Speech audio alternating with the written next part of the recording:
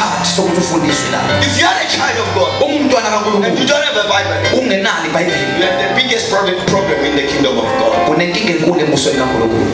No ungavutha. Even if you can be filled with fire, Lo uvutha wakho that burning fire is uzodi green. Udi green da. Udi dala balaki. ichaza ngezandla bazalwane. What's that? No asking. Oh. Are you listening to me? Nilalele bazalwane. Because you are spirit filled, Ukuthi ugcwaliswe ngomoya. you are speaking in tongues. Ukhuluma nangeli. It does not mean that you don't need the Bible. Ayisasho lo ukuthi awusayidingi iBhayibheli. Because even your tongues, Ngoba nezilimi they zakho need guidance from the word. zidinga uhlelo noma uhleleka ngokwezwi. Now, uvutha wakho need guidance from the word. Even to burn with fire kudinga uhleleka ovela ezwini. Umzulu uJesu ekhuluma nabafundi bakhe. Have you heard Jesus when he's speaking? He wasn't talking to the crowd. Azange akhulume He nesithembu. was talking to his disciples. Kodwa bekhuluma nabafundi. His disciples that he was with them Laba abenabo ngaso sonke at the rising and the setting of the sun, uphuma ilanga lishoza. sitting and eating with them. Ehlala nabo. He says to them, Uthi kubo, believe in me kholwa yimi. as the scripture says. Njengaloku imbhalo isho. You cannot believe this Jesus Awukwazi ukholwa lo Jesu. through his power. Ukholwa You ngamandla. can only believe him as the scriptures say. Kodwa umkholwa njengaloku imibhalo isho. Buyelane eBhayibhelini webantu bakamoya. Let us come back to the Bible. Pray understanding HB mother. Sicela ufunda iBhayibheli. Noma ngabe ukhuluma ngelimi kodwa sicela ufunda iBhayibheli. Sizawuthukisa wena. Or you will make us to go astray. Sanukancula nje la ngemuva kanje namaBhayibheli. Andiwazi noGenesis nofunda sizo siqedwe ushumane. Lokuphenga ngifuna uGenesis yaphenga. Everyone must read the Bible. Noma ngabe ubani sonke kumele sifunde amaBhayibheli ethu. Everyone must have the Bible. Wonke umuntu kumele abe nalo iBhayibheli.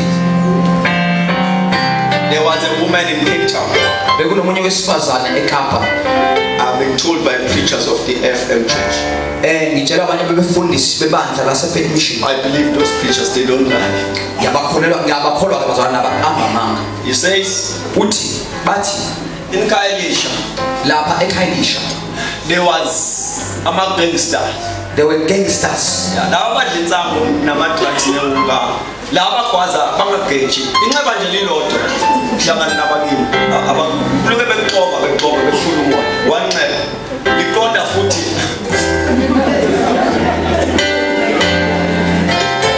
Mina ngababona abantu abakwazayo. Abakwazi indawo eyodwa. Bashayela. Ifike nje njalo bayoshola ibhowo nje kancane inhliziyo. Base ethi Nkosi simamsele endaweni. Now listening to me. Amen.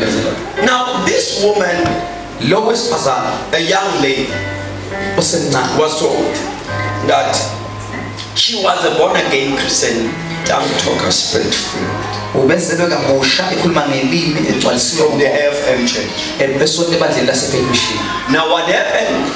Lokhu okwenzeka lebazalwane. The gangsters of that area, Lezi zigebengu zakulowo ndawo. babamfuna lo ntombazana. They were looking for him. They couldn't find a way Kodwa bebengayitholi intuba because from home ngoba kusuka she ekhaya goes to school, uya esikoleni, from school home, usuka esikoleni uya ekhaya, from home she goes to church, ekhaya uya from church she's coming home. esontweni uyela And ekhaya. when she comes home from church, Uma esuka she esontweni is always with some brothers. ubeka lokhu nje ehamba nabanye abazalwane. This day, Kodwa ngabe it usuku happened that she had to be alone or going back home. kwenze ukuthi abe yedwa endleleni. Yabona lokusonto nokusonto umsimanga niphuma ngo-18 umntana dadaba uNkulunkulu makandibusise thina besonto siphuma ngo-11 We're having service till 11. kumoya uvutha emzini womuntu iy'ngane zakhona zilale ephaphama ezichama zize zizichamele umoya uvutha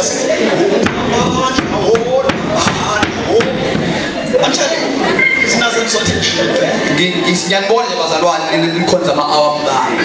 Now what happened Into ke yenzeka when she was coming back home? esebuyele ekhaya. There was a very other way kuyona kuphela ngaphesheya elokishini. bekade kunendawo nje eyisigodi. I've been told that when she was coming, Ngiyatshelwa ukuthi ngesikhathi it happened that these gangsters were on that path. wenze ukuthi isigebengu sisendleleni le azohamba. Bashuka insango bedla ama-drugs. They were busy And they noticed there comes base bembona ukuthi the nange woman that we were ever looking for. lo wesifazane Oh, wavumelana uzoqala wena boss.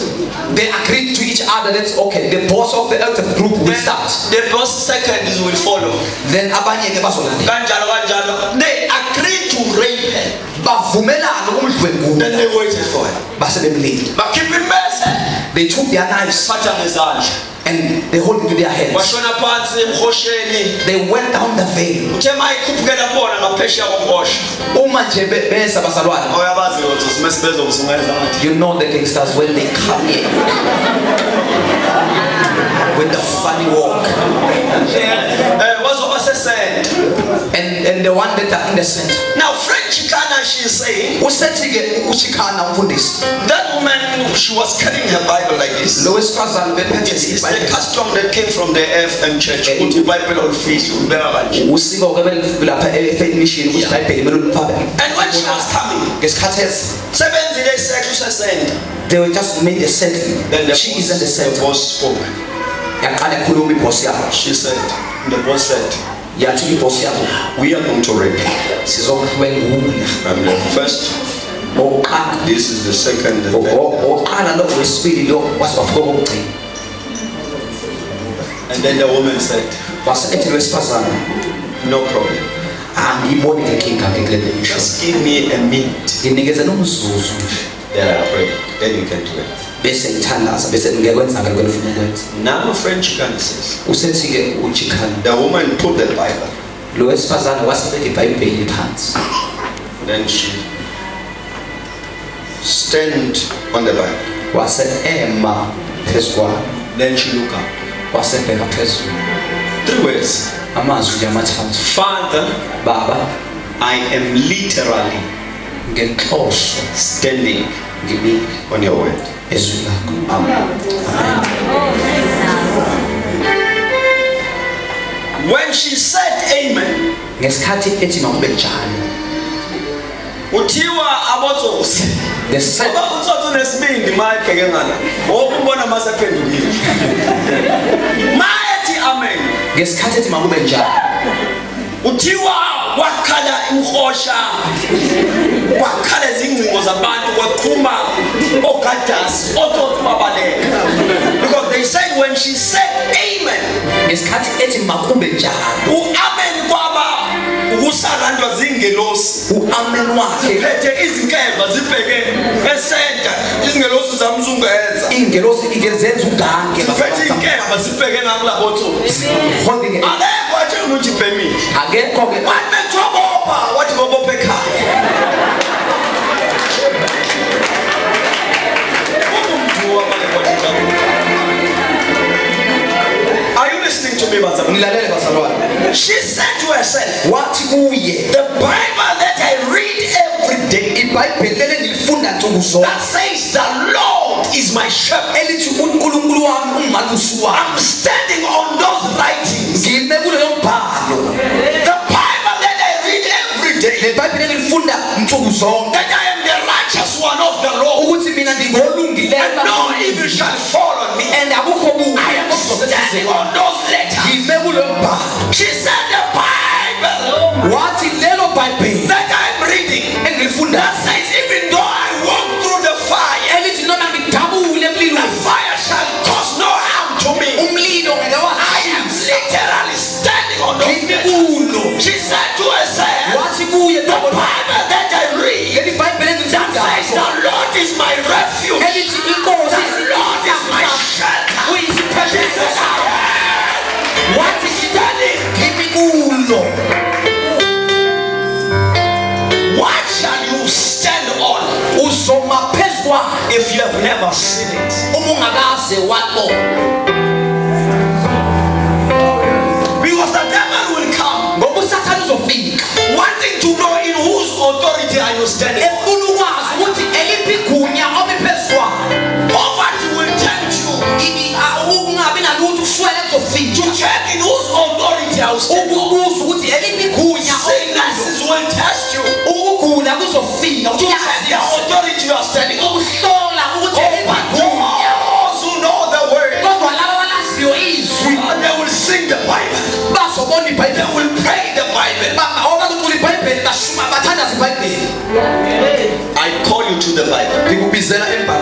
to me, hayi kimi, not to my church, hayi bandleni labo. but let's go, all of us, Sonke bazalwane, to the Bible. ake sibuyele embhalweni. Yekani izinganekwane Just leave all the stories. ukuthi u-A, u-E, u-E, u-enye usho. No, yekani izinganekwane. All that interpretations. Let's go to the Bible. Ake sibuyele embhalweni. Izinganekwane sizobona ngesikhathi se-motivation. All the stories sizobona sizogqugquzela. Kodwa ake sikhulume As izwi. believers, as born again, Njengamakholo azelwe I kabusha. call you to the Bible. Ngikubizela embhalweni. There's a king of it. Yekeni ngihambe, ngekhaya Yesu. Yekeni ngihambe, ngiye kumathimande. Ayiseke into engizotshela. God, there's nothing else. Go to this word. Hamba uye ezwini. Noma usimanga ngasekho. Even if that As long as I have the word, kodwa uma usanezwi, singanele mina. it is enough for me.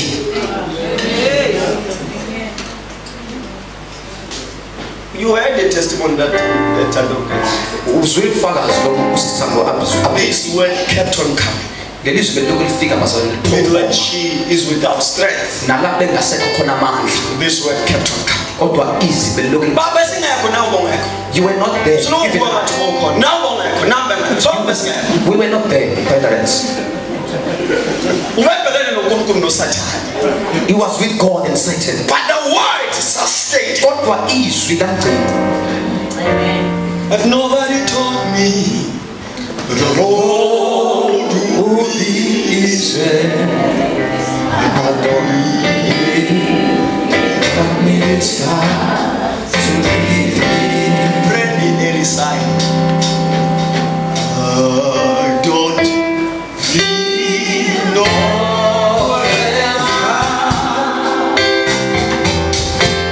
Come to started from nobody for me.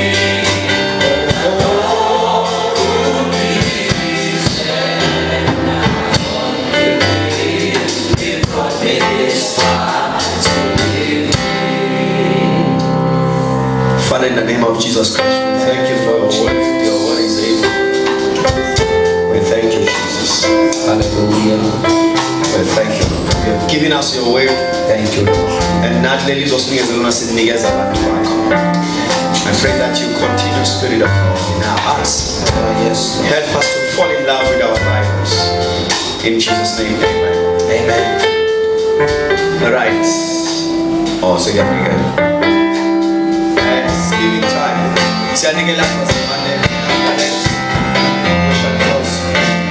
I don't believe you brought me this far. I don't believe you brought me this far. I don't believe you brought me this far. I don't believe you brought me this far. I don't believe you brought me this far. I don't believe you brought me this far. I don't believe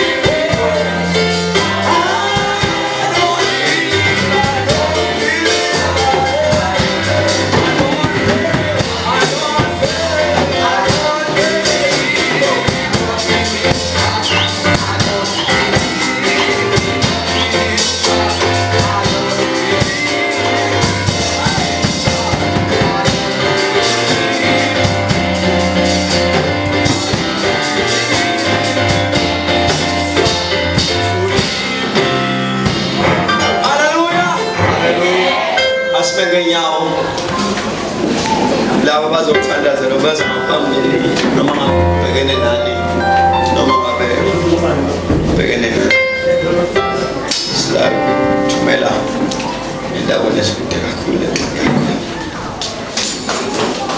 solo namhla naphakade Jesu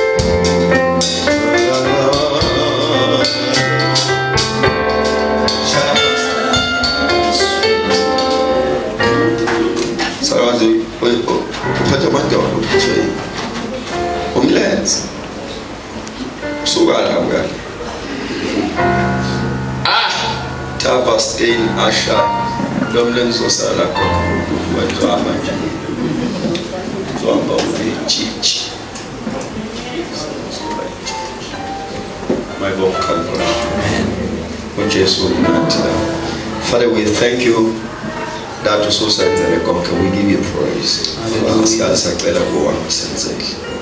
In the name of Jesus Christ, we bless you. Hallelujah.